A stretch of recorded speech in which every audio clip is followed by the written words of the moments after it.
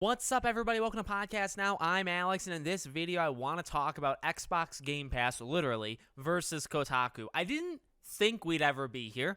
I didn't think, honestly, when this news story happened, I tweeted it. I got a good laugh. I really did laugh out loud when I saw this stuff happen. It was a WTF-like moment, and I wasn't really sure if I was going to make a video on it. I thought, you know what? No, it's making news. It involves Kotaku, and how can I avoid something like this? So let's read it, and my thoughts may actually kind of be controversial. We'll see how it goes, but let's read through what happened, and then we'll talk about my opinions on it. So Kotaku writes, after years of hype, the Xbox Game Pass burnout is here, and the picture in the article. And then Xbox Game Pass themselves respond, tell me you limit yourself to only AAA games without telling me you limit yourself to only AAA games. And that's it. And this sparked, my God, this sparked quite something. Now, what's funny here, or what I guess is moderately interesting, at least to me, it's tough because you have to kind of draw your line in the sand of who you... Now,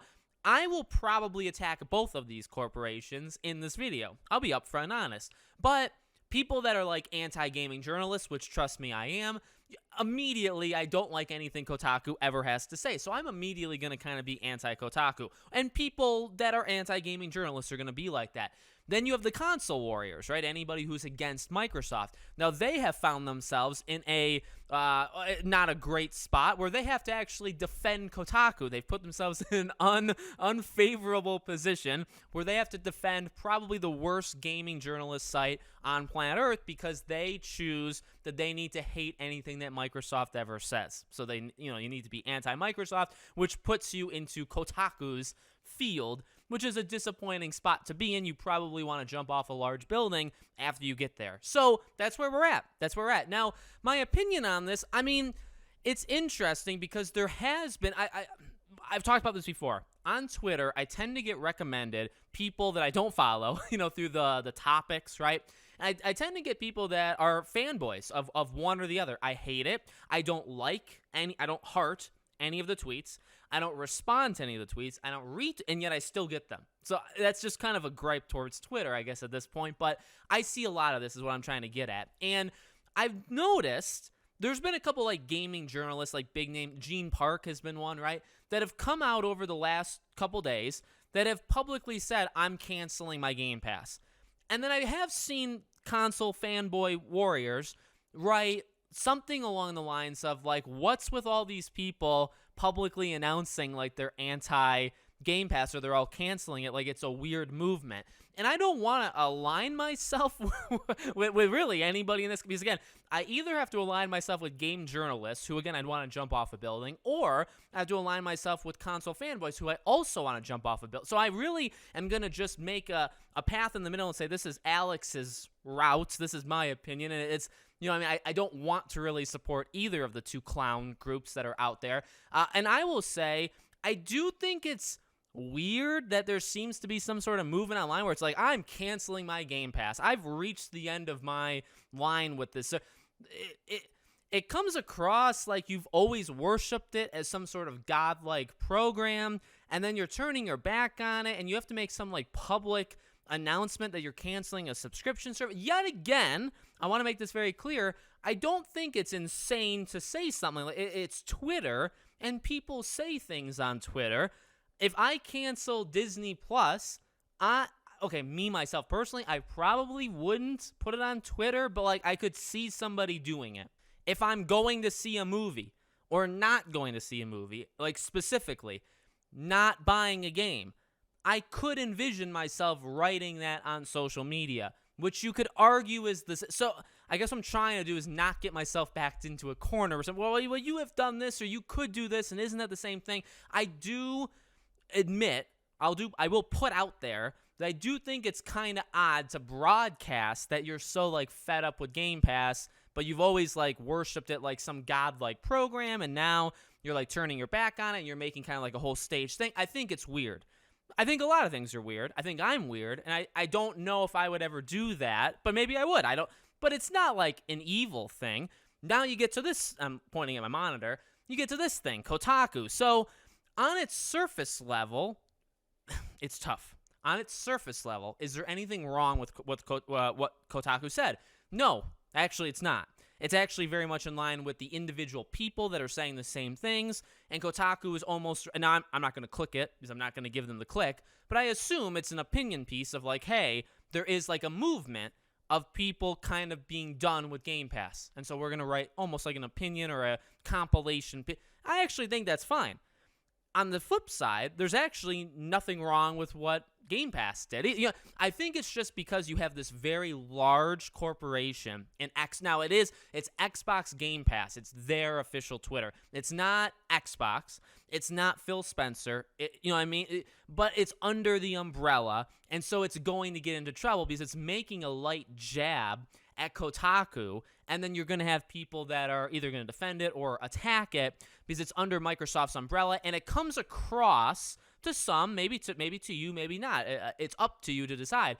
It comes across like maybe they're kind of being salty that people are saying negative things about their stuff, and they're poking fun at those people, and so they're almost like butthurt, right, that people are going, and I could see that. Again, I think there's actually many.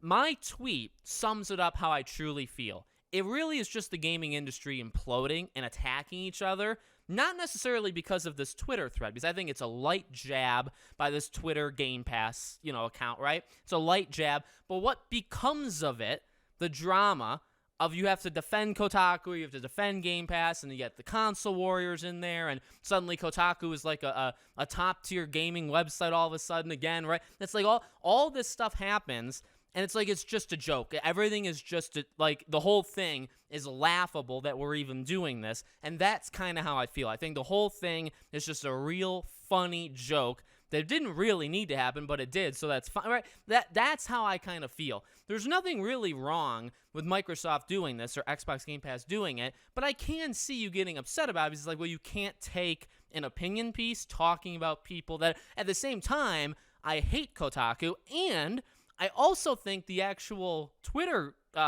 statement or the words that is in the Game Pass, tell me you've only played AAA games, I think that's moderately accurate. Now, I don't think Kotaku only but it's just like Kotaku sucks.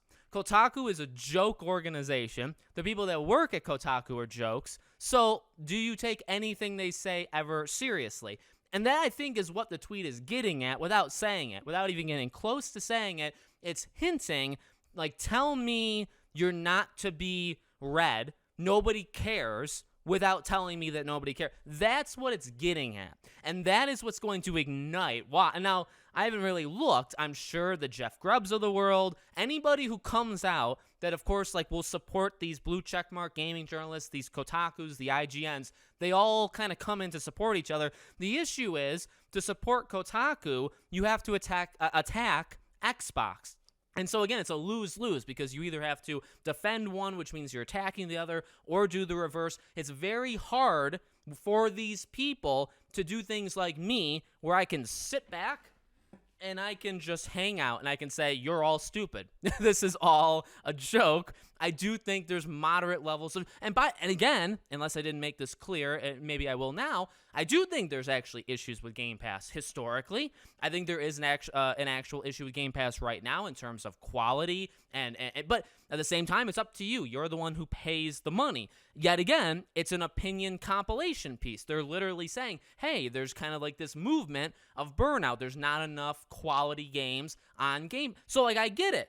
Again, it's a weird middle ground where I kind of understand everybody, but I also think everybody's kind of dumb at the same time, and that's it. That's really where I stand. So that's why I didn't know if I should make a video. Now, maybe this gets me in massive trouble. I kind of hope. I kind of wish sometimes, but no, I'm just kidding. That's where I stand. That's where I stand. I get it, but I also think the whole thing's stupid, and that tends to be how the gaming industry works, honestly, Lar. And I love it.